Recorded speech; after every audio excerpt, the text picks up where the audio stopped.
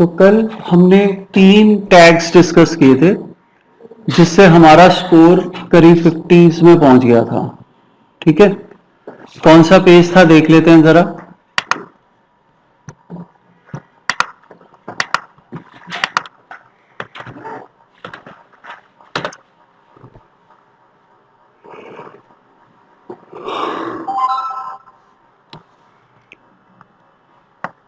सो digital marketing institute Lohia Nagar Ghaziabad, ये हमारा keyword था और ये हमारा पेज था।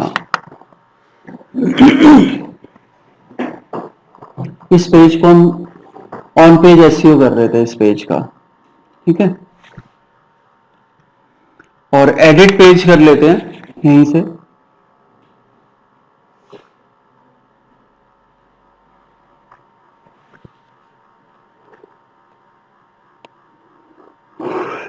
ये अभी स्कोर दिखा देगा इस पेज का।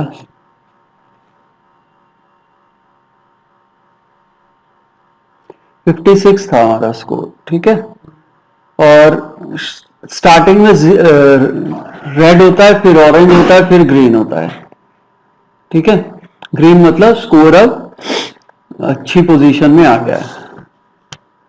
तो यहां पे अभी क्लिक करते हैं अगर इसको, तो हमारा ये स्निपेट तो रेडी हो गया था, लेकिन अभी ये भी ऑरेंज है, ये भी ऑरेंज है। इसका रीजन कुछ चीजें हैं जो अभी जिनमें ये एरर दिखा रहा है। Focus keyword does not appear at the beginning of the content, focus keyword does not appear in the content, content is 2 words long. मैंने आपको कितना बताया था मिनिमम?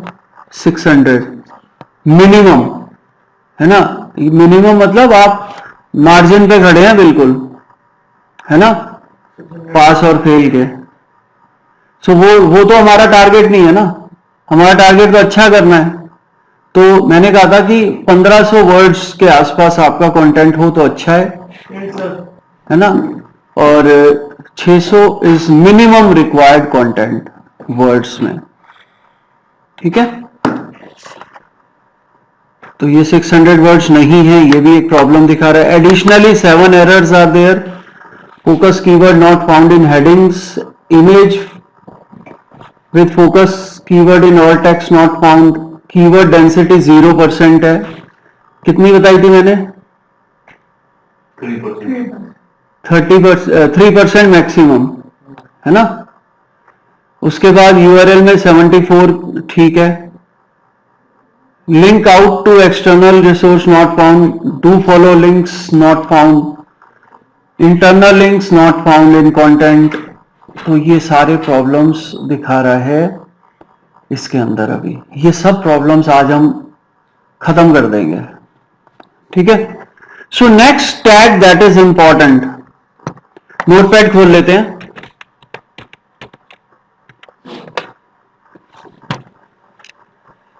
और कल वाला जो कोड था वो कॉपी कर लेते हैं।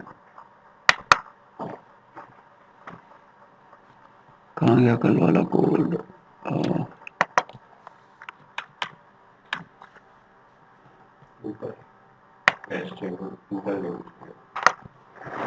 ये रहा।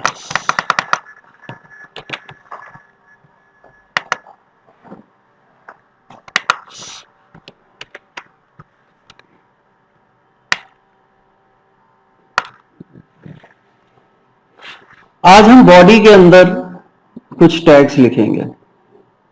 ठीक है, जो इंपॉर्टेंट है हमारे लिए, डिजाइनिंग वाला कुछ नहीं, सिर्फ कंटेंट वाले टैग्स। ठीक है, in body the first and most important tag is H1।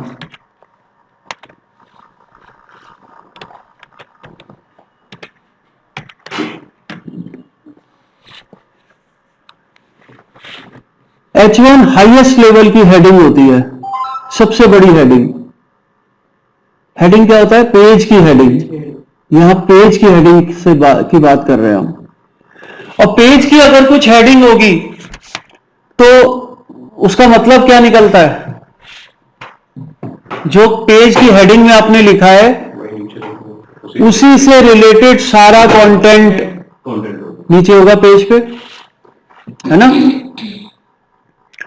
और आपका पेज का टॉपिक क्या होना चाहिए? जो आपने इस पे फोकस कीवर्ड सेट किया है, जो आपने इसके लिए फोकस कीवर्ड सोचा है, मेन कीवर्ड, वही आपका टॉपिक होगा, तभी तो रेलेवेंस आएगी। अगर आप उसी टॉपिक पे सारा कंटेंट लिखेंगे, है ना, तो आपको H1 में अपना फिर से फोकस कीवर्ड लिखना ही लिखना है। और हमारा फोकस कीवर्ड क्या था?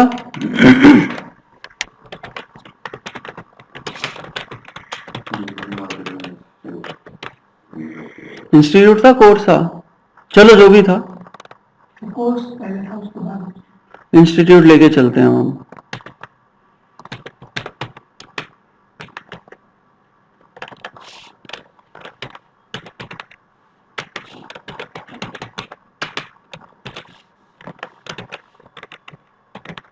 देखो, रैंक मैथ अगेन एक रोबोट है, उसको जो बताया गया है कि ये चीजें हैं तो इतना स्कोर देना है ना, वो उस हिसाब से देता है। लेकिन आपको रियलिटी में मैं बता दूं, इन बीच में आ जाएगा तो वो रैंक मैथ कह देता है कि भाई ये मैच नहीं कर रहे आपके, लेकिन इन लगाने से कोई फर्क नहीं पड़ता, ना लगाने से भी फर्क नहीं पड़ता और लगाने से भी फर्क नहीं पड़ता, है ना। इज, इन, आर, ये सब एज्यूम कर लेता है गूगल, लिखो ना लिखो तो मैच कर ही देता है इनको, है ना। इतना भी क्लोज मैच नहीं करता गूगल कभी कि वर्ड बाय वर्ड मैच करे। ग्रामेटिकल मिस्टेक्स, स्पेलिंग मिस्टेक्स, और देखो ये तो क्लोज मीनिंग ही निकल रहा है ना, इन लगाओ ना लगाओ क्या फर्क पड़ता है ना। ये क्लोज छोड़ो, ब्रॉड मीनिंग भी निकाल लेता है, ये तो क्लोज मीनिंग है, ठीक है। So digital marketing institute Lohia Nagar Ghaziabad, ये हमारी हेडिंग होगी H1। H1 टैग में आप जो भी लिखते हो, 6 हेडिंग होती है, H6 तक होती है, ठीक है। H1, H2, H3, H4, H5, H6। हम ज्यादातर HTML में H3 तक यूज करते हैं, 4, 5, 6 बहुत रेयर यूज होती है, 4 भी बहुत कम यूज होती है, 6 तक तो जाते ही नहीं है कभी भी हम, ठीक है। तो H1, H2, H3 तीनों में कम से कम एक H1, अच्छा H1 कभी रिपीट नहीं होगा पूरे पेज पे, हेडिंग तो पेज की हेडिंग तो एक ही बार आएगी ना, है ना। H1 से पेज हेडिंग लिखी जाती है और दोबारा रिपीट नहीं होगा H1। H2, H3 में कम से कम एक बार आपका फोकस कीवर्ड आना जरूरी है, H2, H3 में, ठीक है।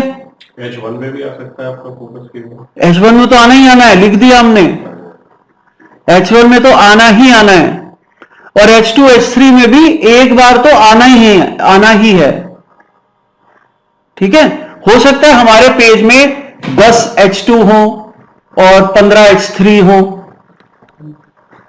तो उनमें से कम एक में तो फोकस कीवर्ड होना चाहिए, ठीक है।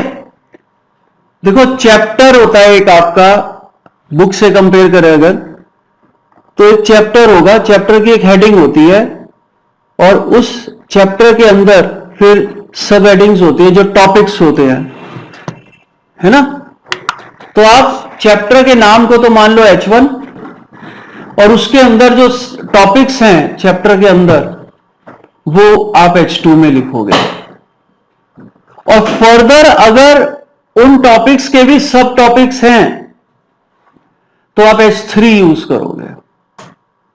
मतलब ये तीन तो आपको किसी ना किसी तरह यूज करने ही हैं अपने पेज के अंदर, ठीक है। H1, H2, H3। सर इसमें कितना H2 में कितना कीवर्ड डाल सकते हैं मैक्सिमम? H1 में एक कीवर्ड ही डालोगे, ठीक है। और H1 में करीब करीब आप 90 कैरेक्टर्स रख सकते हो, ठीक है। अभी मैं एक डॉक्यूमेंट खोलने वाला हूं, आप लोगों को भेजूंगा अभी मैं ये डॉक्यूमेंट।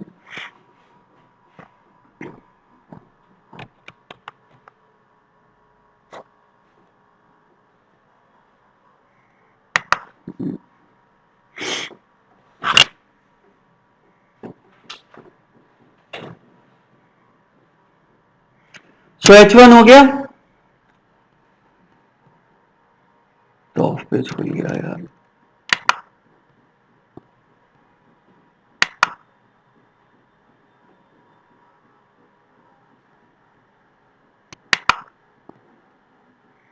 सो अभी तक हमने पेज टाइटल अभी हम कर रहे हैं, H1 को पेज टाइटल भी कहते हैं, ठीक है। और H1 के बाद हमने SEO टाइटल किया कल, title slash title Meta description किया, ठीक है, मेटा डिस्क्रिप्शन। और इसके अलावा हमने क्या किया था, और 3 किए थे ना, title description and URL change किया था, ठीक है। सो H1 के अलावा और हेडिंग्स कैसे लिखोगे, H1 की जगह H2 हो जाएगा बस, ठीक है। अब हम अगर अपने पेज पे चलते हैं, अपने पेज पे कंटेंट कैसे लिखोगे पेज में, कंटेंट कैसे लिखते हैं पेज में, अभी तो कंटेंट है ही नहीं, एडिट विद एलिमेंटर से ही तो लिखते हैं, है ना। कंटेंट लिखने के लिए एलिमेंटर में जाते हैं हम, सेक्शन वगैरह। हाँ।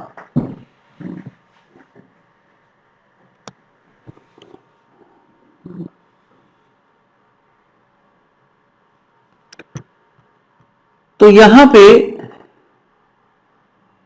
सबसे पहले आप एक काम करो, प्लस क्लिक करके एक सेक्शन बनाओ और इस सेक्शन को ड्रैग करके ऊपर ले आओ यहां, और यहां लिखो कंटेंट। क्या लिखोगे, अरे नेट चला गया, हाँ हाँ हेडिंग तो लिखेंगे, ऑनलाइन वाले तो गए बेचारे, मोबाइल से कर रहा हूँ भैया नेट।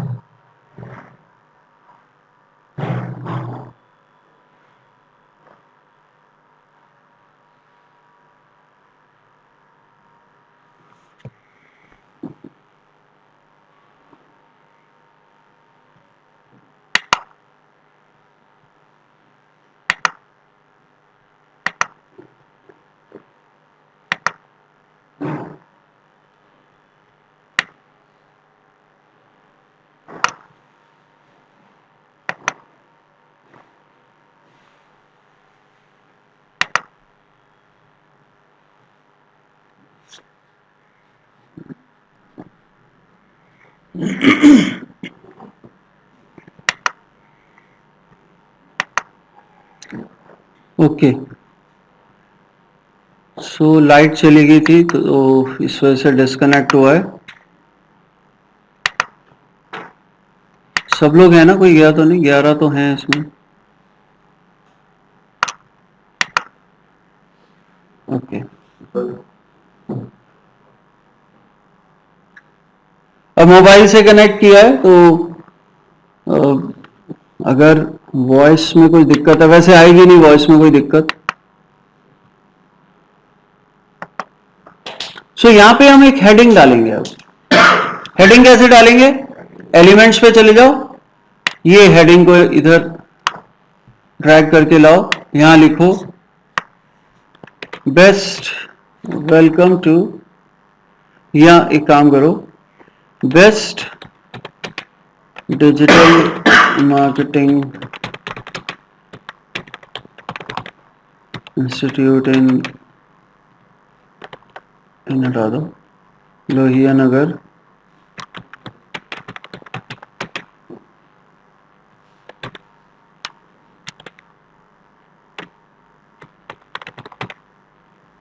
ठीक है।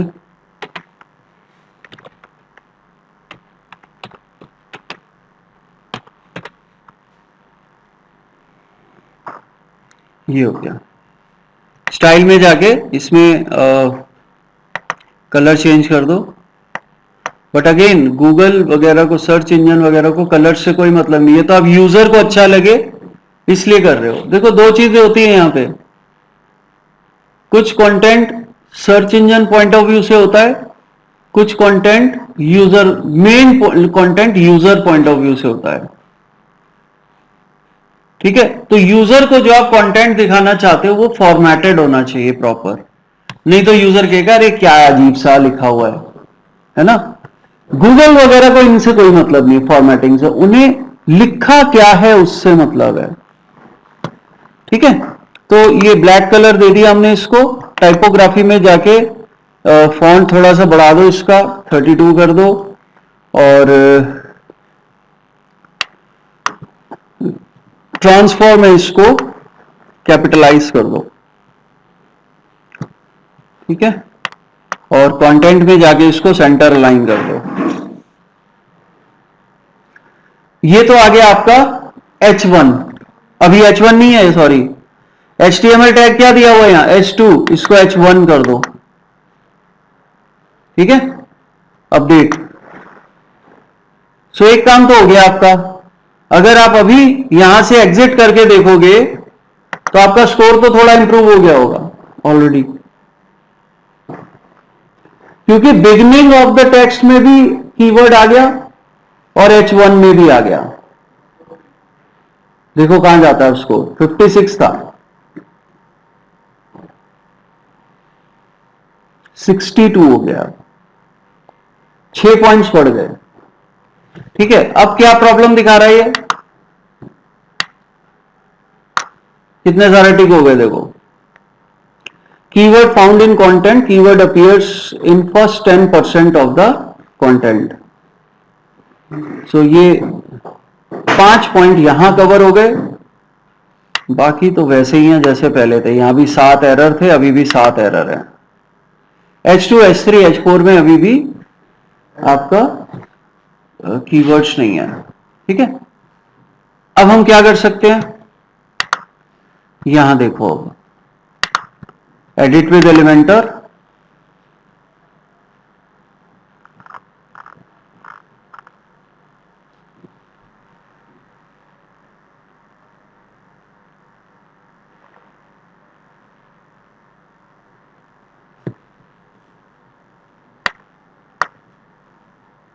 ये क्या लिखा हुआ है, H2 है, ठीक है।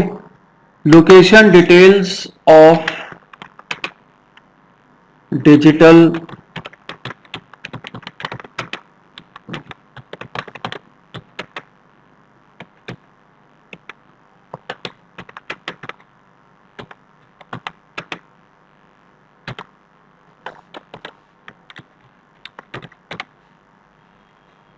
ये H2 है अब, ठीक है। और इसको छोटा कर दो, इतना बड़ा अच्छा नहीं लग रहा है। टाइपोग्राफी में जाके 36 हो रखा है, इसको कर दो 20, ठीक है।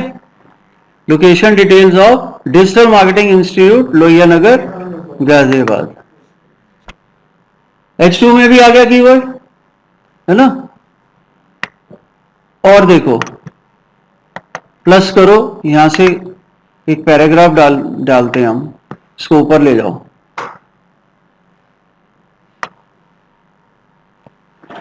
और यहां कुछ टेक्स्ट लिखते हैं,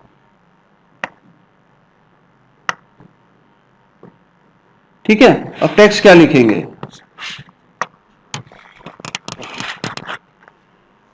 RSM डिजिटल,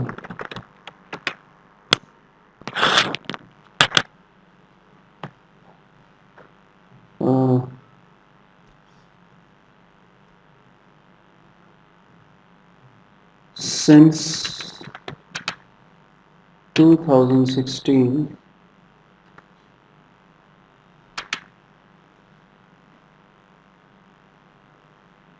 is training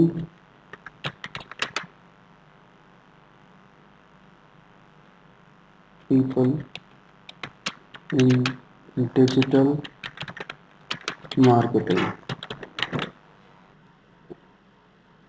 अभी जो लोग ऑनलाइन है, लाइट आ गई है, मैं नेट चेंज कर रहा हूं अपना, हो सकता है मैं बीच में डिस्कनेक्ट हो जाऊं, तो आप लोग यहीं रहना, ठीक है।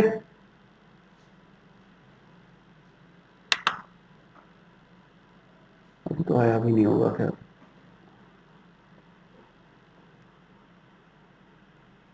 चलो अभी कंटिन्यू करो। डिजिटल मार्केटिंग, ठीक है।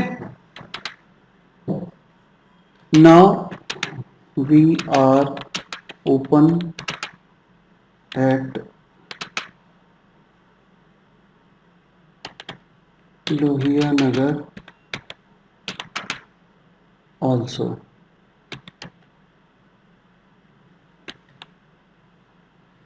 ठीक है। सो RSM डिजिटल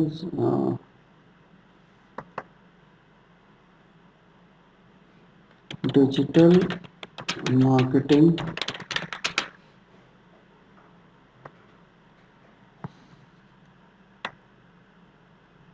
और अपने सिस्टम में ग्रामरली हमेशा इंस्टॉल करके रखो, ठीक है।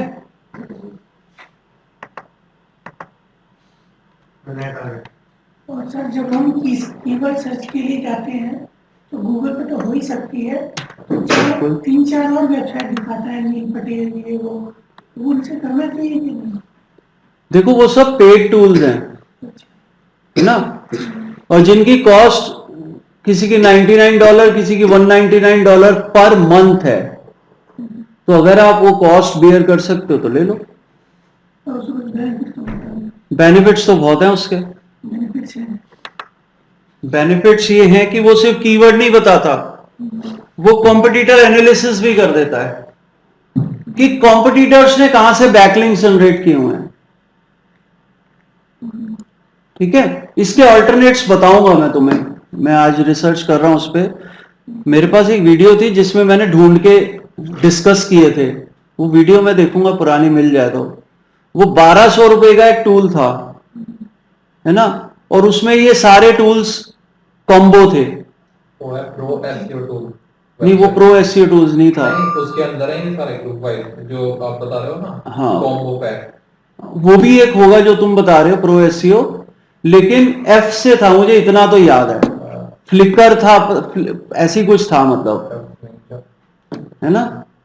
एफ निंजा है। एफ निंजा भी हो सकता है, मुझे वीडियो देख के याद।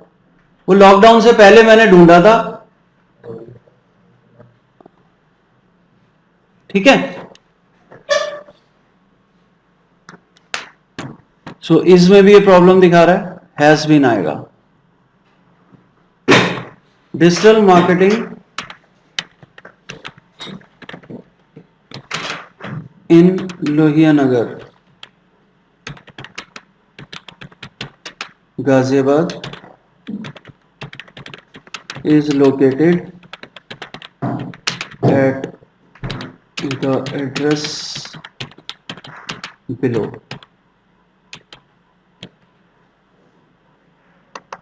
अब देखो आपका टेक्स्ट में भी कीवर्ड आ गया है, ठीक है। अब इसमें कितने बार रेस्ट्रिक्शन है? देखो पैराग्राफ्स के बारे में भी अभी मैं बता दूं आपको, पैराग्राफ्स छोटे होने चाहिए। कंटेंट तो बता ही दिया कितने वर्ड्स का होना चाहिए टोटल, लेकिन आपका कंटेंट छोटे छोटे पैराग्राफ्स में डिवाइडेड होना चाहिए। आप ये मान के चलो आपके पैराग्राफ में 4 लाइन से ज्यादा नहीं होनी चाहिए।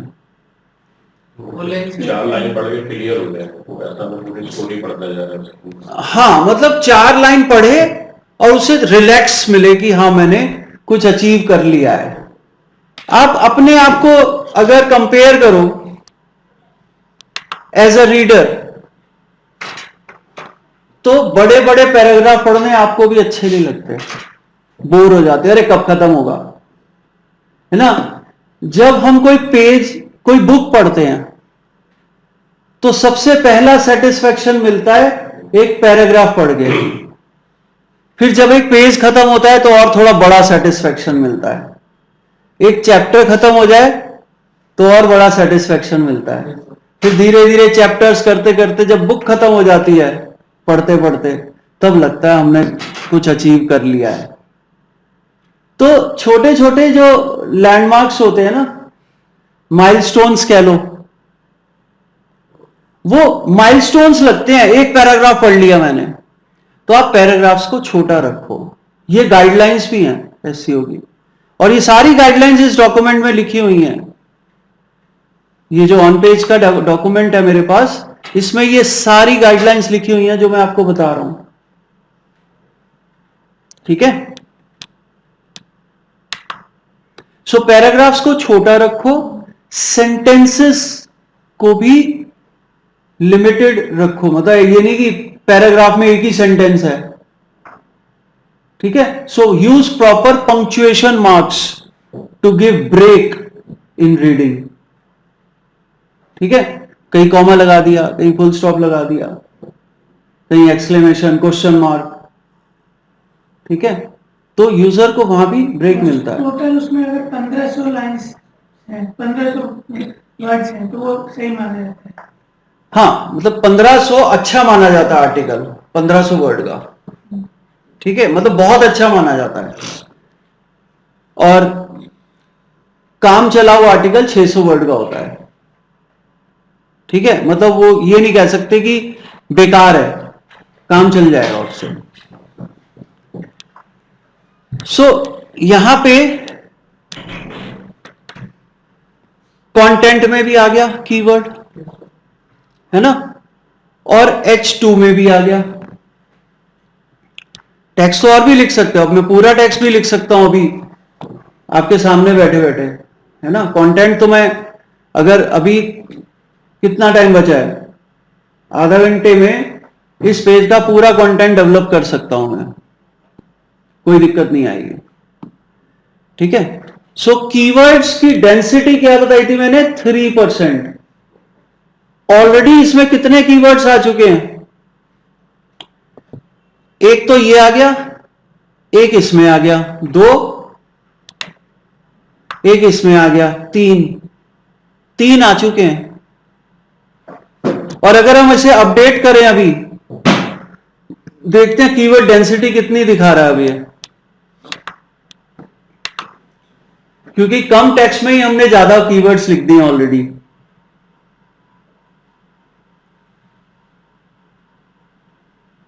स्कोर देखो कहां गया होगा अब,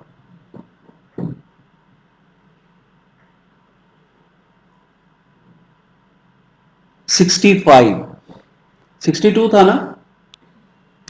और इसको अगर हम देखें अब, सो ये 6 हो गए, अब 7 से 6 हो गए। कीवर्ड फाउंड इन सब हेडिंग्स, क्योंकि H2 में आ गया, है ना। H3 में भी डाल ही देंगे हम। और यहां पे कीवर्ड डेंसिटी में प्रॉब्लम दिखा रहा है, 4% हो गई, विच इज हाई। वो तो अपने आप ठीक हो जाएगी जब टेक्स्ट बढ़ेगा, अपने आप कंट्रोल में आ जाएगी। और एक और प्लस है यहां, you have not used this focus keyword before. इसका मतलब क्या हुआ, एक कीवर्ड को आप एक पेज पे ही फोकस करोगे, ये नहीं कि मल्टीपल पेजेस पे फोकस कर दो, ठीक है। सो H1, H2, H3, H4, H5, H6 तक यूज कर सकते हो।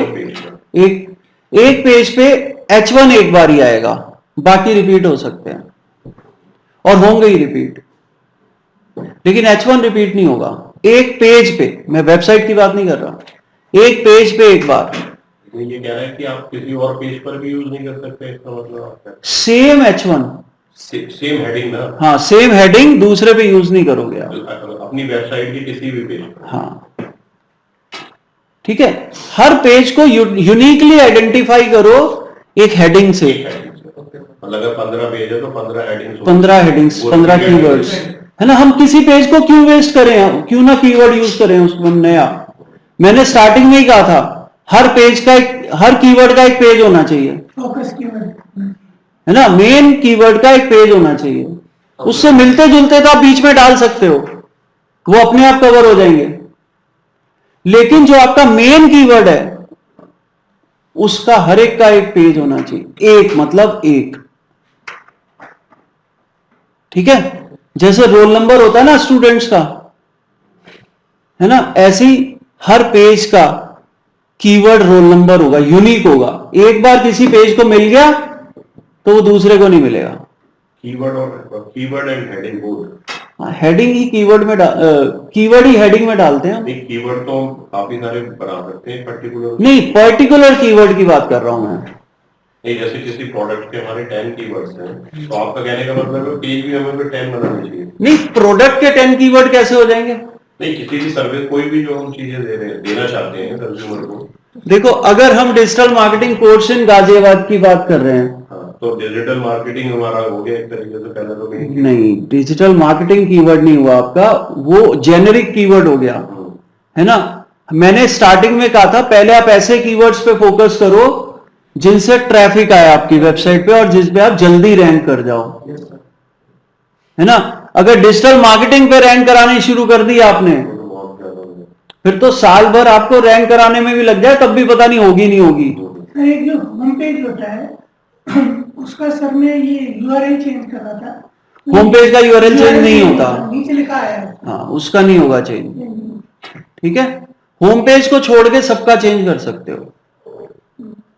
रीजन क्या है? होम पेज जनरली कीवर्ड्स को फोकस करने के लिए है ही नहीं, है ना। फिर भी आपका जो ओवरऑल बेस्ट कीवर्ड है उसको आप होम पेज पे फोकस कर लो,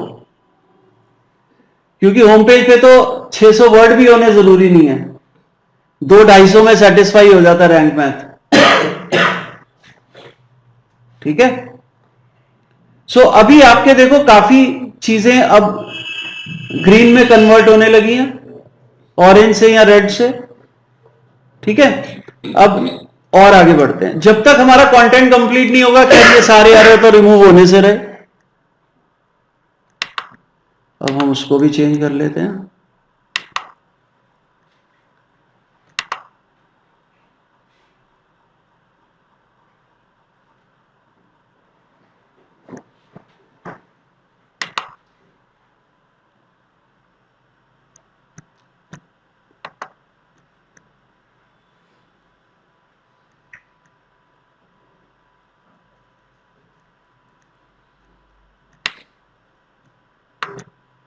ज्वाइन हो क्यों हो रहा है?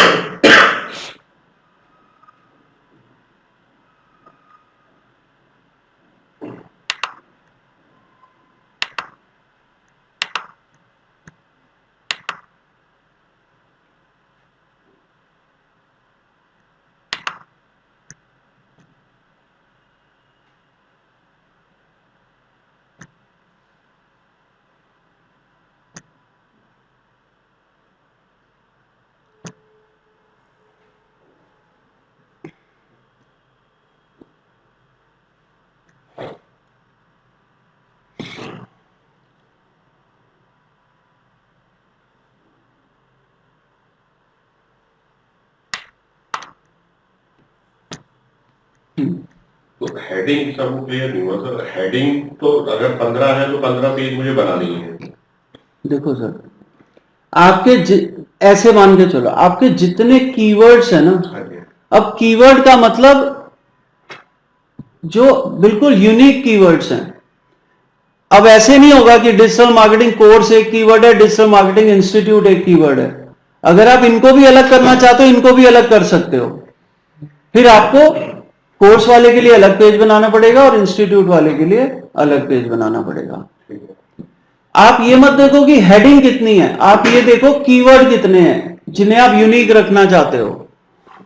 एक होते हैं यूनिक कीवर्ड, एक उनके सपोर्टिंग कीवर्ड्स होते हैं, मिलते जुलते, है ना। आप यूनिक कीवर्ड्स आइडेंटिफाई कर लो कि आपके कौन से हैं, और उन हर कीवर्ड के लिए एक पेज बनेगा, ठीक है, वो कीवर्ड उस हेडिंग में आ और जाए। हेडिंग ऑटोमेटिकली वही कीवर्ड हो जाएगी। अब जो जैसे 5 हमने कीवर्ड सेलेक्ट किए हुए हैं, हाँ। यूनिक 5, तो हाँ। 5 मैंने पेज बना दिए, 5 के हेडिंग्स वो ऑटोमेटिकली हो ही गए। बिल्कुल। अब जो रेस्ट ऑफ मैंने 15 कीवर्ड्स और सर्च किए थे, वो इन्हीं 5 पेजेस में ही कहीं घूमते रहेंगे आकर के हमारे कंटेंट में, अगर वो इससे रिलेटेड है, भाई ओवरऑल तो मेरी पूरी वेबसाइट ही मेरे अपने उस प्रोफेशन से रिलेटेड ही होगी अगर। हाँ। अब जैसे आजकल ऑनलाइन चल रहा है ना, तो ज्यादातर इंस्टीट्यूट्स क्या कर रहे हैं, जो ऑनलाइन करा रहे हैं सिर्फ, वो जहां जहां उन्हें लगता है कि यहां से स्टूडेंट मिल सकते हैं, उसके लिए एक यूनिक पेज बना देते हैं, है ना। ये देखो एक वेबसाइट दिखाता हूं आपको, अनंत तिवारी।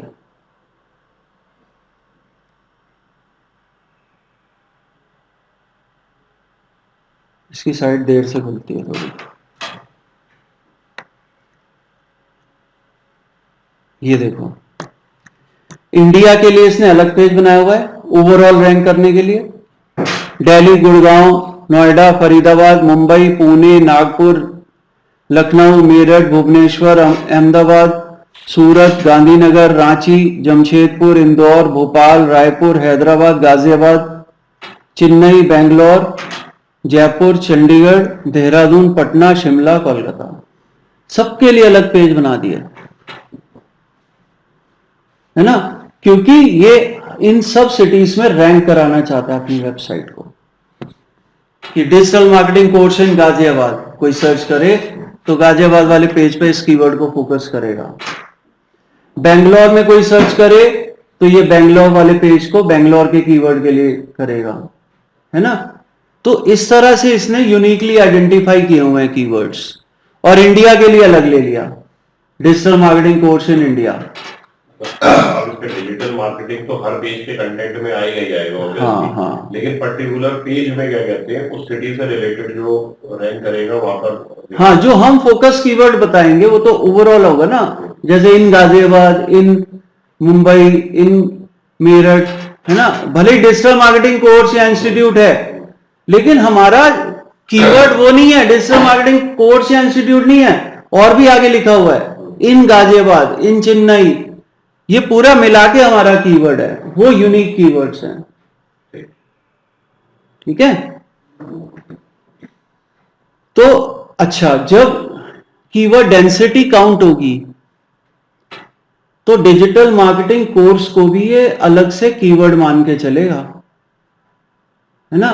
क्योंकि गूगल का जो स्टॉक है, जो उसका डेटाबेस है, उसमें जो जो कीवर्ड्स डिजिटल मार्केटिंग से रिलेटेड है उन्हें वो कीवर्ड्स ही मानेगा, ठीक है। तो जरूरी नहीं है जो आपने फोकस कीवर्ड लिया उसी को रिपीट करोगे तो वो कीवर्ड माना जाएगा, बाकी भी कीवर्ड्स माने जाएंगे, ठीक है। लेकिन आपको इन चीजों पे ज्यादा फोकस नहीं करना, आपको क्या करना है, एक टॉपिक दे दिया गया आपको जो आपका कीवर्ड है, उस पे आप कंटेंट लिखोगे अगर, तो ऑटोमेटिकली देखना सब चीजें एज पर गाइडलाइंस आएंगी। लेकिन अगर आप कीवर्ड्स को जबरदस्ती कहीं एंटर करने की कोशिश करोगे कि नहीं यार कीवर्ड डालो, यहां कीवर्ड डालो, यहां कीवर्ड, तो वो फिर जस्टिफाई नहीं कर पाओगे आप कंटेंट। वो जबरदस्ती डाले हुए कीवर्ड पढ़ने में अजीब से लगेंगे। दूसरा, ज्यादा कम भी हो सकते हैं, कम भी हो सकते हैं, ज्यादा भी हो सकते हैं। सर इन एवरेज अगर मैं 1500 वर्ड्स में एक पेज पे लिखता हूँ, तो उसमें अगर मैं 3% के लिए 3 या 4 कीवर्ड डाल दूं तो बहुत है। भाई 3% कितना होता है, कैलकुलेट करो ना, 3-4 क्यों डालोगे 1500 में? 1500 में 45 वर्ड कीवर्ड आएंगे। 45 वर्ड हो गए, है ना? 3% है वो, 3 या 4 नहीं है, परसेंट है वो। मेन अपना लिखने का जो पैटर्न है उसे आप अच्छे से करिए तो ऑटोमेटिकली, हाँ, ऑटोमेटिकली आएंगे कीवर्ड्स। आपको कुछ सोचने की जरूरत ही नहीं है कहां कीवर्ड डालूं। हाँ, जो चीजें बताई गई हैं कोशिश करो कि कीवर्ड से स्टार्ट हो या फर्स्ट लाइन में कीवर्ड आ जाए। ठीक है, H1 में तो आना ही आना है, फिक्स है। और जो फर्स्ट पैराग्राफ लिखो कोशिश करो उसकी फर्स्ट लाइन में जितना पहले हो सके कीवर्ड आ जाए। और अगर 20 पैराग्राफ हैं तो कोशिश करो कि उसमें से कम 10 पैराग्राफ की फर्स्ट लाइन में आपका कीवर्ड आए, फोकस कीवर्ड। बाकी एडिशनल तो आप कहीं भी डाल सकते हो। ठीक है, क्योंकि देखो ये चीजें मैं क्यों कह रहा हूं, देखो आपका जो टाइटल होता है ना पेज का, गूगल उसको बहुत इंपॉर्टेंस देता है कि इसने टाइटल क्या बनाया, H1 क्या बनाया। जैसे वो देखेगा H1 digital marketing course in Ghaziabad है तो गूगल देखेगा अच्छा अगर कोई सर्च करेगा digital marketing course in Ghaziabad तो ये कंटेंट इस टॉपिक पे है, तो उसको दिखाना है along with other factors also। अगर यहीं पे आप चूक गए तो आप क्वालिफाई नहीं करे, है ना? अगर आपका फोकस कीवर्ड ही कुछ और है और आप चाह किसी और कीवर्ड पे रैंक कराना रहे हो तो फिर वो मिसमैच हो गया ना, कभी रैंक नहीं करेगा।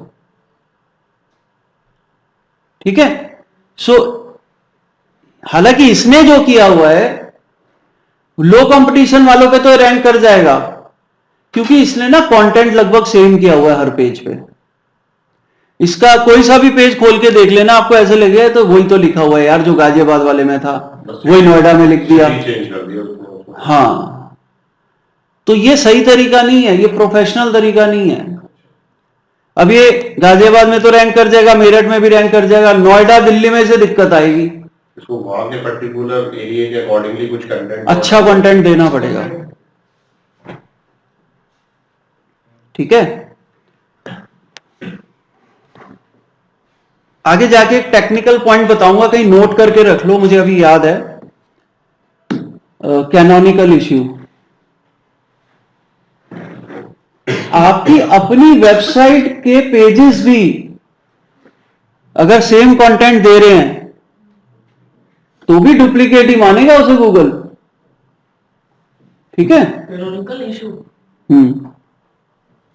आपके वेबसाइट के सेम पेज क्या बोलते हैं, अगर आपके पेजेस के कंटेंट भी आपस में डुप्लीकेट हैं तब भी उसे कॉपीड कंटेंट ही मानेगा वो। आपने किसी और साइट से नहीं किया कॉपी, लेकिन अपनी ही साइट के दूसरे पेज से कर लिया। जैसे इसने कर रखे हैं। हाँ, जैसे इसने किया हुआ है, तो वो भी नहीं करना आपको। हर पेज को एक यूनिक पेज मान के चलो और उसको रैंक कराओ, कंटेंट उसके लिए अलग लिखो। ठीक है, ये चीज हमारे लिए, ये एक्चुअली हमारा जो बिजनेस है उसमें ये सिटीज ज्यादा आ जाती हैं तो कंटेंट का काम बढ़ जाता है। नहीं, उसमें ये जैसे उसने 20 सिटी लिखी है, हाँ। तो स्टार्टअप ये सिटी की कुछ इंपॉर्टेंस को लेकर के 2 टैगलाइन डाल देता कि Lucknow this is famous for this. नहीं, स्टार्ट, हाँ हाँ, तो इससे ये एकदम से ही मतलब ये कहीं दिखना शुरू हुआ है, पहले कहाँ था ये?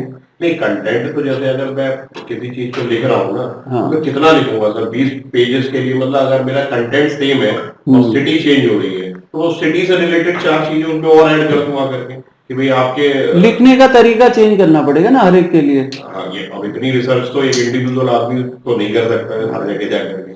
तो सर अगर देखो करी क्या रहा है, ऑनलाइन ही तो करा रहा है ना, ये सिर्फ कंटेंट पे ही मेहनत कर रहा है, वो भी नहीं कर रहा, मतलब जिस चीज पे इसे मेहनत करनी है उस पे भी नहीं कर रहा है।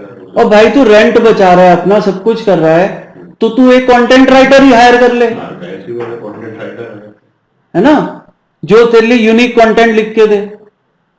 अगर उसको 5 कंटेंट लिखने को भी देगा रोज, हालांकि जो कंटेंट राइटर को हायर करता है 15 आर्टिकल आराम से लिखवाया जाता है उनसे कि भाई 15 लिखने हैं तुझे, तब सैलरी मिलेगी महीने में। तब महीने के लिखने हैं दिन के? दिन के दिमाग ही फिर उसी में रहता है ना, वो तो असल में लिखता ही रहेगा। भाई सैलरी उसी बात की दे रहे हैं, Yes, sir, content. है ना, इसीलिए कंटेंट राइटर जॉब नहीं करता। जो सैलरी नहीं होती। सैलरी इतनी मिलती नहीं है, खुद का करने का ज्यादा काम गधों के तरह ले लेते हैं उनसे, तो वो फ्रीलांसिंग ही करते हैं, क्योंकि उन्हें पता है अगर मैं 15 आर्टिकल लिखूंगा तो अपने लिए लिखूंगा ना, पैसे अपने हिसाब से चार्ज करूंगा, है ना। अगर उसने 500 रुपए भी चार्ज कर लिए एक आर्टिकल के, मैं कहता हूं चलो 300 भी कर लिए, तो उसके 15 आर्टिकल के तो अच्छे खासे हो गए ना, 4500 रुपए हो गए। और अगर और लो क्वालिटी का आर्टिकल लिखता है, चलो 100 रुपए भी चार्ज कर ली, तो 1500 रुपए रोज के कम नहीं होते। इतनी सैलरी तो उसे कभी नहीं मिलेगी। और फिर राइटर्स का जो बाइट होता है ना, वो बाउंडेड काम भी नहीं करता, हाँ, फ्रीली काम फ्रीली काम कर सकता है वो। अगर उसको फोर्स करोगे तो वो बेकार कंटेंट लिखेगा फिर, ठीक है। अगर मैं सोचूं मैं दिन में कंटेंट ही लिखता रहूं, वो तो नींद आ जाती है ना। 2-3 आर्टिकल तक तो चलता है, उसके बाद मैं कहता हूं छोड़ यार, कौन लिखे इतना, सब बोरिंग है ना। माइंड में आप राइटिंग कितना लिखेगा। तो ये इसने हर पेज पे लगभग यही लिखा हुआ है जो इसने यहां लिखा है।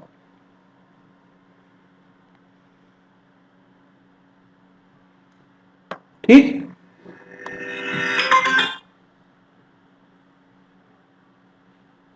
हेलो, हाँ मैम बोलो, गुड मॉर्निंग।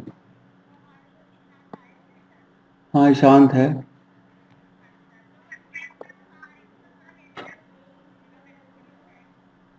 ठीक है,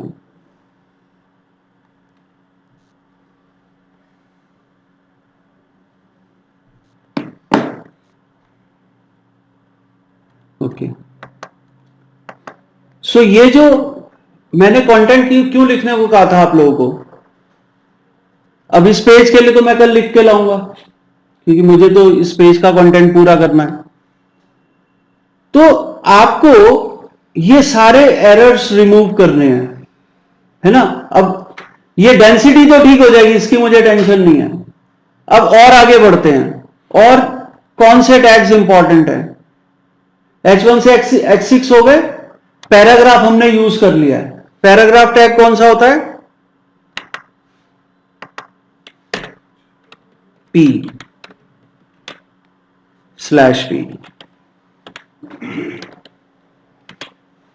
अब इसके एट्रीब्यूट से हमें कोई मतलब नहीं है, वैसे इसके एट्रीब्यूट होते हैं अलाइन, है ना, वो हमें डिजाइन से मतलब ही नहीं है। हमें तो ये देखना है कंटेंट क्या चेंज करना है बस। P पैराग्राफ के लिए, है ना। तो मैंने कहा था एक पैराग्राफ 3-4 लाइन का होना चाहिए, तो हमने जो भी कंटेंट हमने लिखा है ना अभी, वो इसके अंदर आएगा जहां कर्सर है अभी, ठीक है।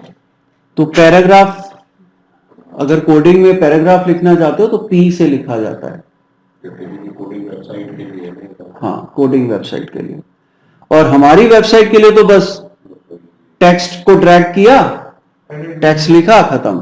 तो यहाँ पे आप कह रहे हैं कि यहाँ पर हमें इस टैग के बीच में अपना टेक्स्ट लिखना है, पैराग्राफ लिखना है। हाँ। फिर ये हमें कॉपी पेस्ट कहाँ पर जाके करना है? हाँ देखो, ये तो मैं बता रहा हूं चेंजेस क्या करने हैं, है ना। लेकिन ये फाइल कहां मिलेगी तुम्हें, ये फाइल आपको सर्वर से डाउनलोड करनी पड़ेगी। हर पेज की फाइल, हर पेज की एक फाइल होती है, अच्छा, वो भी अगर स्टैटिक वेबसाइट बनी हुई है। वो जिसकी वेबसाइट के लिए हम काम हाँ। SEO कर रहे हैं वहां से डाउनलोड, उसके सर्वर से डाउनलोड करनी पड़ेंगी ये फाइल्स, उसके अंदर फिर ये सब डालना पड़ेगा। उसको एडिट करना पड़ेगा फिर। पर हमारे पास तो दूसरा ऑप्शन है ना, ये वर्डप्रेस, मतलब ये नहीं, हर एक की वेबसाइट थोड़ी वर्डप्रेस में होती है, क्लाइंट कोडिंग की वेबसाइट का है ना। किसी की कोडिंग की वेबसाइट है तो क्या करोगे, उसे कहोगे पहले वर्डप्रेस में कन्वर्ट करो। तो पेज का फाइल वहां से डाउनलोड करेंगे, पेज की फाइल डाउनलोड करोगे, edit करेंगे। उसमें सारे चेंजेस करोगे, फिर वापस अपलोड कर दोगे। पेज में एडिट करेंगे तो जैसे कहीं पर हमें बॉडी डालना है तो ये लगा करके उसमें बॉडी का पार्ट लिख दें, आपका सब कुछ लिखा होगा वहां पे, बस आपको कंटेंट चेंज करना है, टैग कोई चेंज नहीं करना। टैग भी ऑटोमेटिकली उसमें होंगे, बस हाँ, हम- सब होंगे। हमारे उसके लिए ये है कि हम आइडेंटिफाई कर सकें कि हाँ हाँ हाँ, ये सब कुछ है वहां पे। आपको नया कोई टैग नहीं लिखना, देखना है उन टैग्स में लिखा हुआ क्या है और उस कंटेंट को मॉडिफाई करना है। टैग कोई नहीं छेड़ना आपने, तो वापस उसको फिर से अपलोड कर देना। वापस अपलोड कर देना है। तो ये अपलोड और वो जो डाउनलोडिंग का जो आप ऑप्शन बता रहे हैं, ये हमें करना पड़ेगा या डेवलपर से करवाना पड़ेगा? देखो, कराने को तो आप सब कुछ ही डेवलपर से करा सकते हो अगर वो करे, है ना। अब मान लो मैं हूं, मैंने एक वेबसाइट बनवाई किसी से, वो पेमेंट लेके चला गया, है ना। अब मैंने तुम्हें एसईओ के लिए हायर किया, अब वो जो बना के चला गया वो थोड़ी दोबारा हाथ आएगा, है ना। सर ये फिर ये जो फाइल डाउनलोड और ये अपलोड का आप फिर कुछ सिस्टम हमें बताइए सर। हाँ, तो देखो उसमें क्या होगा, हम उससे क्लाइंट से कहेंगे कि भाई इसका सर्वर की डिटेल्स तो दो हमें। अच्छा ठीक है। जो आपने शेयर की। हाँ, तो दो तरह से हो सकता है ये काम। अच्छा एक, वो आपको होस्टिंग का पासवर्ड दे दे, अच्छा वो कोई देता नहीं है, कोई भी नहीं देता, और वो डेवलपर तो कभी नहीं देगा। क्यों? वो कहेगा कि भाई हमारा तो कॉमन सर्वर है, हम कैसे दे दें,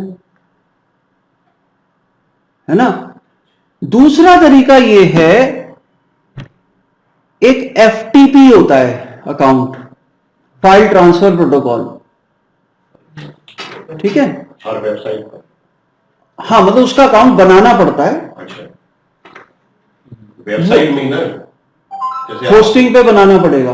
होस्टिंग पे, मतलब जैसे मेरी वेबसाइट है तो आपकी मैं- वेबसाइट के लिए मैं एक आपके लिए एफटीपी अकाउंट अगर बना दूं, तो आप क्या करोगे, एफटीपी के बहुत सारे टूल्स आते हैं, cute FTP, WP FTP, WS FTP, बहुत सारे हैं। वो आप डाउनलोड करो टूल, उसमें वो पूछता है यूजर नेम पासवर्ड, वहां अपना यूजर नेम पासवर्ड जो आपको दिया जाएगा वो डाल देना, कनेक्ट हो जाएगा। दो साइड आती हैं उसमें, एक सर्वर की साइड, एक लोकल साइड, है ना। एक आपका कंप्यूटर दिखाएगा, एक सर्वर दिखाएगा। सर्वर से जो फाइल डाउनलोड करनी है सेलेक्ट करके डाउनलोड करो, राइट क्लिक करके, वो आपके सर्वर पे आ जाएगी, एडिट करो, वापस अपलोड कर दो। अपलोड के लिए ऑप्शन होगा ना सर? हाँ, जैसे डाउनलोड होता है वैसे अपलोड होता है। मतलब मेरी वेबसाइट है, मैं अपनी वेबसाइट पे एक एफटीपी अकाउंट बनाऊं, आप मेरे एसईओ कर रहे हो, आपको वो एफटीपी अकाउंट बिल्कुल, एफटीपी अकाउंट दे दिया जाएगा, ठीक है। तो यहां आप कोडिंग करके, जो मतलब कंटेंट चेंज करके वापस आप अपलोड कर दोगे, ठीक है।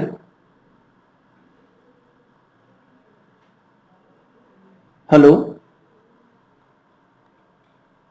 हेलो, हाँ सर, क्या हाल? बस बढ़िया बढ़िया।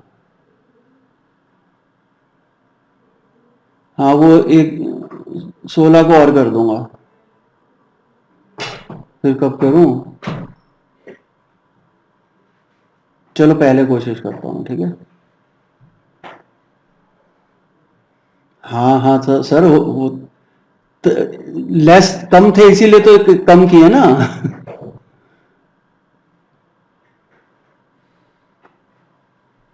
आज की कोशिश तो रहेगी सर, लेकिन कल तक तो हो ही जाएगा, है ना। चलो देखते हैं सर, ठीक है।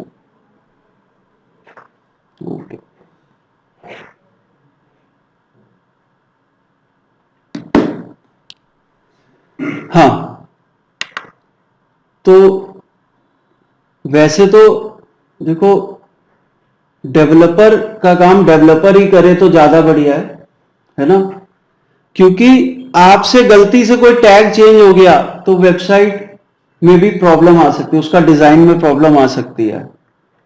इसलिए मैं आपको कह रहा हूं, आप कंटेंट के अलावा उसमें कुछ भी चेंज नहीं करोगे, ठीक है। जो चीज आप, जिस चीज में आपको प्रॉब्लम दिखाई दे रही है, अरे यहां तो ये लिखा होना चाहिए था, ये लिखा हुआ है, उसको आप चेंज कर दो बस। जब आप सर्च करोगे ना फाइल को डाउनलोड करके उसमें, तो जहां पे आपको चेंजेस करने वो मिल ही जाएगा आपको, बस वहां चेंज करो, बाहर आ जाओ सेव करके। और क्या लिखा है उससे कोई आपको मतलब नहीं है, उससे मतलब रखोगे तो प्रॉब्लम में आ जाओगे,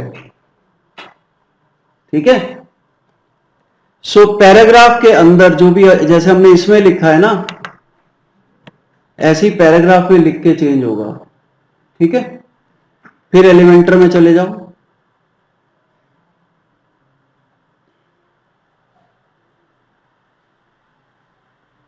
एक और टैग बहुत इंपॉर्टेंट है, वो मैं आपको बता रहा हूं यहां पे,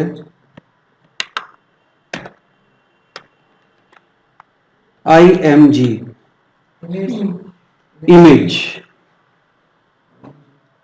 बहुत सारी होंगी एक पेज में ये टैग्स, जितनी इमेजेस उतनी बार आपको IMG मिल जाएगा। IMG ऐसा टैग है जिससे आप इमेज इंसर्ट करते हो अपने पेज पे।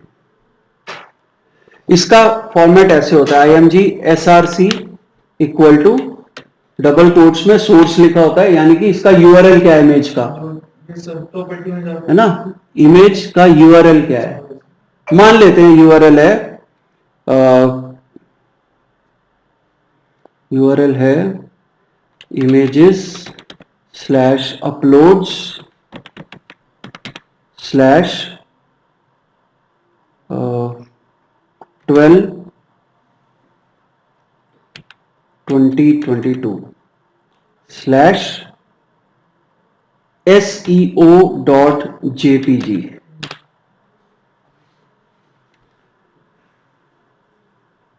मान लो ये सोर्स है इमेज का, ठीक है। लेकिन ये सोर्स थोड़ी हमें चेंज करना है, नहीं तो इमेज ही चेंज हो जाएगी। हम इमेज चेंज करने नहीं आए यहां पे। इसके आगे लिखा होगा ऑल्ट इक्वल टू, ऑल्ट में जो कुछ भी लिखा है वो हमें चेंज करना है, वो हमें चेंज करना है। उसमें डालना है कम से कम एक इमेज में फोकस कीवर्ड डालना है, कम से कम एक इमेज में, ठीक है। तो यहां पे हम लिखेंगे digital marketing course Lohia Nagar,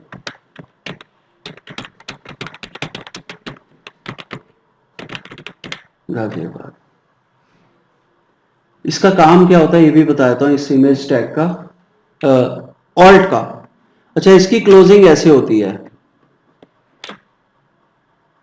ये स्लैश इमेज नहीं लिखा जाता है इसमें, ऐसे कोडिंग इसमें, इसकी ऐसे क्लोजिंग होती है। हाँ हाँ, इसकी क्लोजिंग ऐसे होती है, देखो। कलर वाला भी तो होता है ना, कलर का टैग भी तो होता है सर। टैग तो बहुत सारे हैं, हमें जो चाहिए हम वो डिस्कस कर रहे हैं सिर्फ। HTML पढ़ाने नहीं आया मैं यहाँ पे, हमें SEO में जो HTML टैग्स की जरूरत है वो हम सीखेंगे यहाँ पे, ठीक है। HTML सिखाने बैठ गया तो 1-1.5 महीना HTML में चला जाएगा, ठीक है। सो ऑल्ट एट्रीब्यूट किस लिए होता है इमेज का, कि इसका पर्पस ये होता है कि किसी भी रीजन से अगर आपकी इमेज लोड नहीं हो पा रही है या देर से लेजी लोड हो रही है, तो इतनी देर में ये टेक्स्ट दिखाई दे जाएगा इमेज के प्लेस होल्डर में, जहां इमेज आनी है वहां पे। और आजकल ऑडिबल ब्राउजर भी आ गए हैं। ऑडिबल ब्राउजर मतलब जो ब्लाइंड लोग होते हैं है ना, डिफरेंटली एबल्ड लोग होते हैं, उनके लिए बोलता है ब्राउजर। तो इमेज की जगह ये टेक्स्ट बोलेगा वो, ठीक है।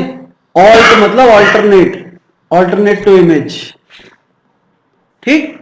इसके अलावा इसी के अंदर ऑल्ट के अलावा डिस्क्रिप्शन भी होता है ना। यहां पे आप इमेज का डिस्क्रिप्शन लिख सकते हो, उसमें भी कीवर्ड डाल सकते हो। इसके अलावा टाइटल भी होता है, इसमें भी आप कीवर्ड्स डाल सकते हो। Title, description, alt. कैप्शन भी होता है, कैप्शन में भी डाल सकते हो कीवर्ड। लेकिन कैप्शन बड़ा रिस्की होता है कई बार, कैप्शन कई जगह हाईलाइट हो जाता है। सो कैप्शन को छोड़ दो, डिस्क्रिप्शन, टाइटल और ऑल्ट में डाल दो, ठीक है। यहां कीवर्ड्स डलेंगे आपके सब में, और चाहो तो इसी को ही डाल दो, सेम टू सेम इसमें डाल दो, ठीक। मिनिमम एक इमेज में। बाकी में क्या डालोगे, इसके सपोर्टिंग कीवर्ड्स बाकी ऑल्ट में डाल दो। लेकिन कोई भी इमेज का ऑल्ट टैग खाली नहीं होना चाहिए, कुछ ना कुछ लिखा होना चाहिए उसके अंदर। ये भी स्टैंडर्ड्स कहते हैं कि without alt tag you cannot put image on your page, ठीक है। और अगर आपको दिख रहा है कि ऑल्ट लिखा ही नहीं हुआ, तो आपको ऑल्ट लिखना पड़ेगा।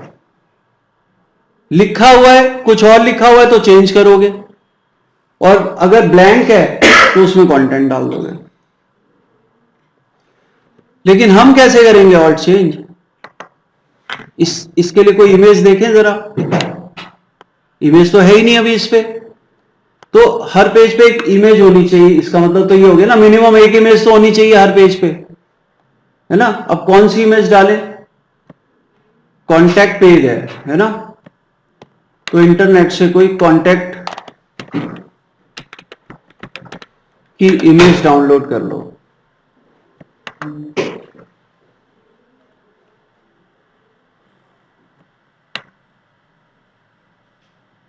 यही ले लो, पर ये ना एक तो कॉपीराइट है,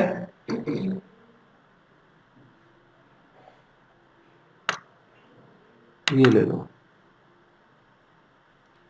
है ये भी पिक्सावे पे, पर पिक्सावे तो फ्री है। सेव इमेज एज वेब-पी है ये, चलो कोई नहीं, सेव।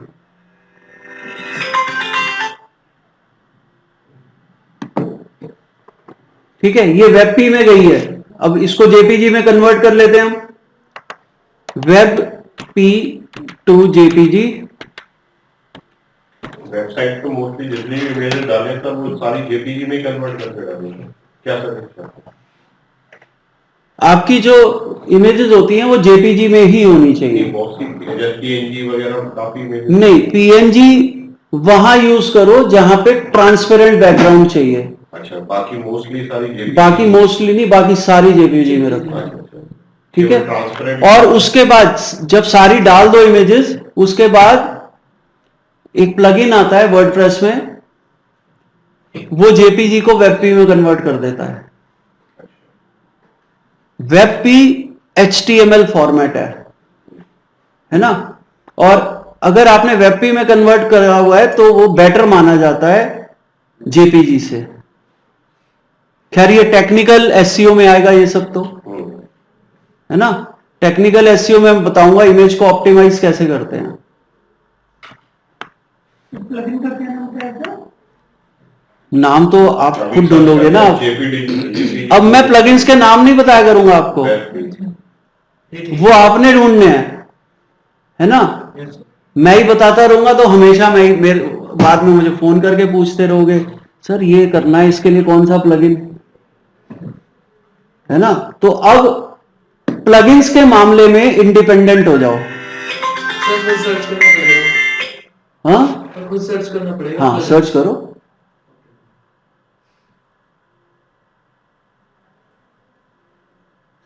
फोन इसी टाइम आते हैं।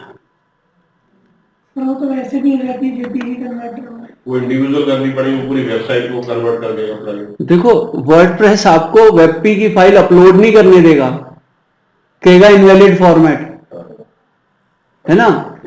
अपलोड करने के बाद प्लगइन डाल के वो कन्वर्ट हो जाएंगी, सारी वेबसाइट ही कन्वर्ट हो जाएगी। हाँ वो एक साथ कन्वर्ट कर देगा। तो ये वैसे भी हो जाती है, पेंट में आप जाती है। वो तो हो जाती है लेकिन वर्डप्रेस अपलोड नहीं करने देगा, ठीक है। वर्डप्रेस उसे इमेज कंसीडर नहीं करेगा। और फिर कितनी कन्वर्ट करोगे सर वेबसाइट मैं में? तो 100 बहुत डाल रहा हूँ, हो जाती है सभी जेपीजी होती है ना। हाँ तो वेब पे नहीं जाएगी। वेबपी की बात कर रहा की हूँ, बात हो रही है। जेपीजी जेपीजी कन्वर्ट करते हैं। तो ये कन्वर्ट कर लेते हैं हम। कहाँ गई थी ये? डाउनलोड्स में? डाउनलोड्स में नहीं गई है, डेस्कटॉप पे गई है। डेस्कटॉप में भी डेस्क पे गई है। सी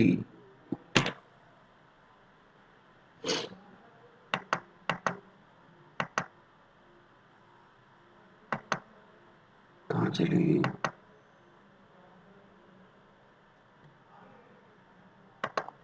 कॉन्टैक्ट का बनना ही नहीं था। डेस्कटॉप नहीं है।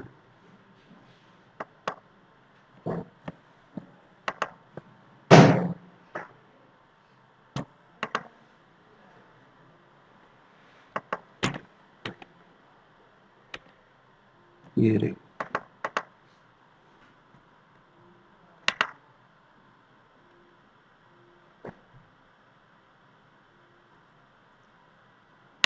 अब जाएगी डाउनलोड्स में।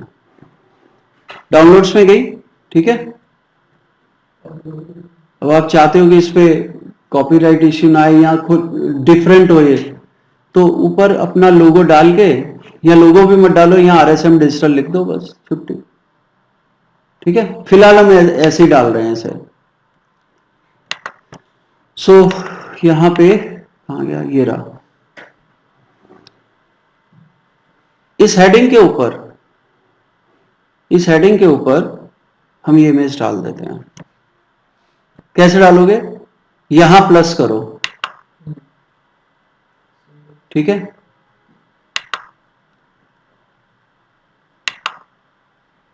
नया सेक्शन आ गया और ये इमेज इधर सेंटर अलाइन कर दो। साइज इसका मीडियम रखो, अपलोड कर लो इसको। सो मैंने जो आपको इमेज के साइजेस बताए हुए थे वेट में कि कितनी केबी की होनी चाहिए, उनको आप हमेशा ध्यान रखना, ठीक है। तो उनकी एक शीट आप देने वाले थे, सारी इमेजेस के पिक्सल वेट इसके हाँ, शीट हाँ। आप देने वाले थे ना। हाँ वो भी दे देंगे। सो 300 पे इतनी होगी है। स्टाइल में जाओ, इसकी जो नहीं, ठीक है, अब ठीक है, अपडेट करो। अच्छा, अभी हमने जब इस इमेज को इंसर्ट किया था, देखो दोबारा जाओ इस पे, कंटेंट पे, इसको क्लिक करो, तो यहां पे देखो ऑल्ट ऑल्ट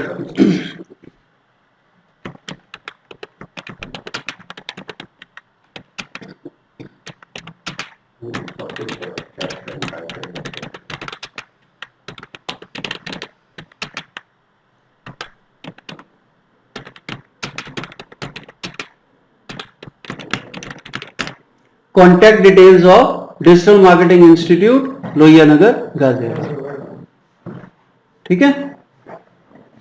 और इसी को सब में डाल दो, टाइटल में भी, कैप्शन में भी, डिस्क्रिप्शन में भी, इंसर्ट मीडिया, ठीक है। अब आप देखोगे अगर ये सब सेव हो गई हैं डिटेल्स, ठीक है। कंफर्म करना है, इसे अपडेट करो।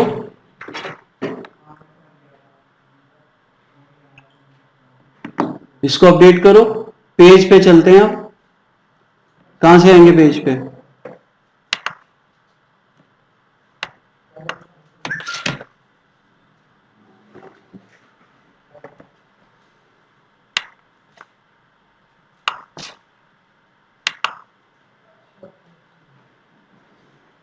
ठीक है। और अगर हम राइट क्लिक करते हैं, अच्छा इसके ऊपर अगर राइट क्लिक करोगे और इंस्पेक्ट करोगे तो इस इमेज की डिटेल्स खुल जाएंगी कोडिंग की। ये देखो IMG, विड्थ, हाइट, ये SRC हो गया, ठीक है। वेबपी में कन्वर्ट हो गई अपने आप क्योंकि मैंने प्लगइन डाला हुआ है। और ऑल्ट देखो इसका जरा कहां लिखा है, ये रहा, दिख रहा है ये, मैं तो कर्सर ले जा रहा हूं तो कुछ डिटेल्स आ जाती हैं। ये alt equal to contact details of digital marketing institute Lohia Nagar Ghaziabad, ठीक है। तो आपको कोडिंग नहीं मिलती है वर्डप्रेस में, हर काम या तो प्लगइन से होगा या जो भी वहां ऑप्शंस हैं उससे होगा, ठीक है। तो ये हो गया इमेज, बाकी हम कल इसको कंटिन्यू करेंगे। स्कोर देख लो जरा एक बार क्या है अब। सो यहां से क्विट करो एलिमेंटर से,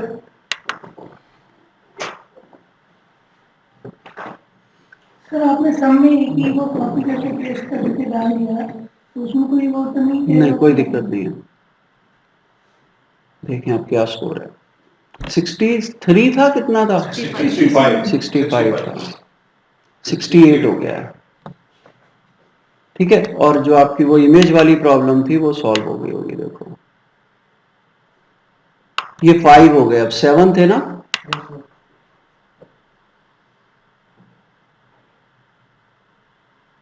कहां गया वो, ये रहा, फोकस कीवर्ड फाउंड इन इमेज ऑल्ट एट्रीब्यूट,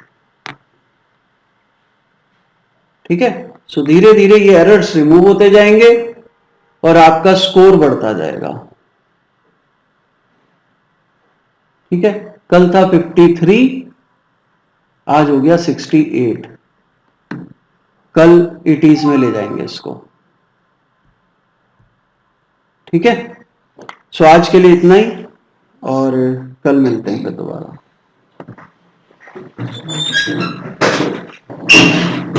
सर ये इमेजेस आपके उसमें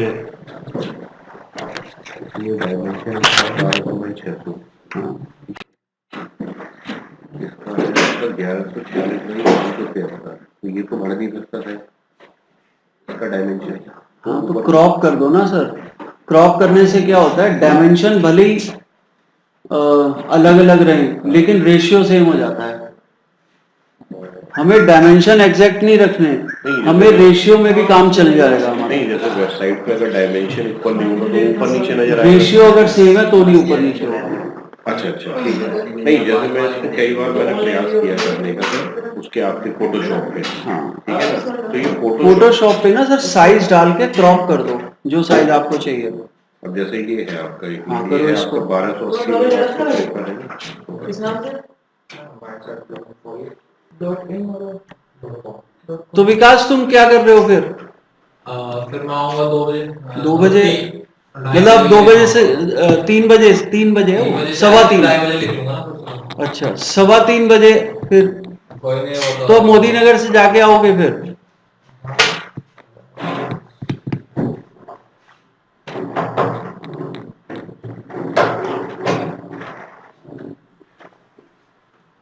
अब फिर वही बैच अटेंड करोगे ना तुम? मैंने टिक कर दिया उस पे जो आपने फॉर्म दिया था ना उसका, कि जो जो मुझे करते हैं लिंक नहीं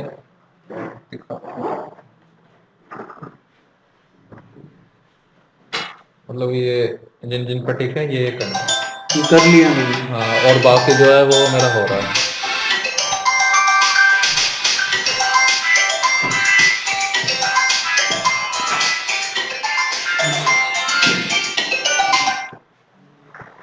ये करने हैं मतलब। हाँ तो उसी बैच में रहो तुम, ठीक है। ये ले लीजिए। अब देखो यहाँ पे ये 1200 बाई 600 ही दिखा रहा है, बिल्कुल बिल्कुल है ना, कि है वो ज्यादा का साइज। कोई बात नहीं, आप 1200 बाई 600 रख के सबको क्रॉप कर दो। हाँ तो कैसे करूँ सर अब ये अब जैसे इसको जो एरिया आपको अंदर रखना है वो अंदर रख के हाँ बाकी क्रॉप होगा। क्या रखना है बताओ अंदर। हाँ बस ठीक है इतना ठीक है ना। हाँ। ये हो गया क्रॉप। ऐसी और खोलो दूसरी। नहीं अब इसका साइज 12x6 तो हो गया वो कि नहीं होने हो दो, गया? वो साइज से अब मतलब नहीं है, अच्छा है ना। अब दूसरी खोलो। कौन सी है?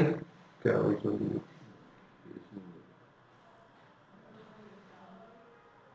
जैसे खोल लो। हाँ ये खोल लो। वाली- हाँ ये तो वही रखी है। ये 12x6 ठीक है। हाँ, इसको क्या करना है सर?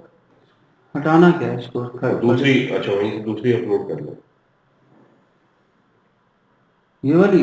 हाँ सारी ही करनी है 12x6 ये तो है ही ऑलरेडी। ये ठीक है। नहीं लेकिन वो साइज साइज छोड़ दो सर, रेशियो अगर ठीक है तो चल जाएगा। अच्छा ये तो अलग है ना, हाँ इसकी ये तो ये सेम ही वाली है।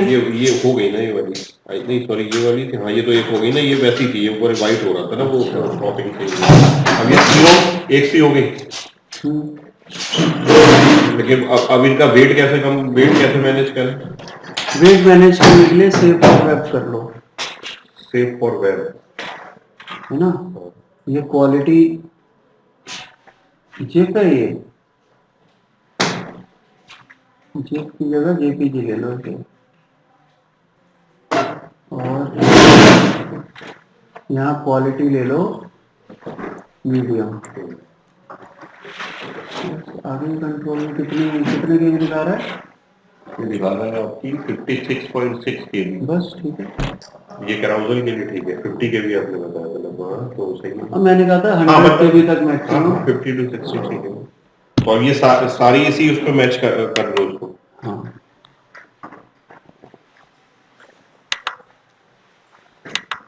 और सेंटर मार दो हो गया ये सेव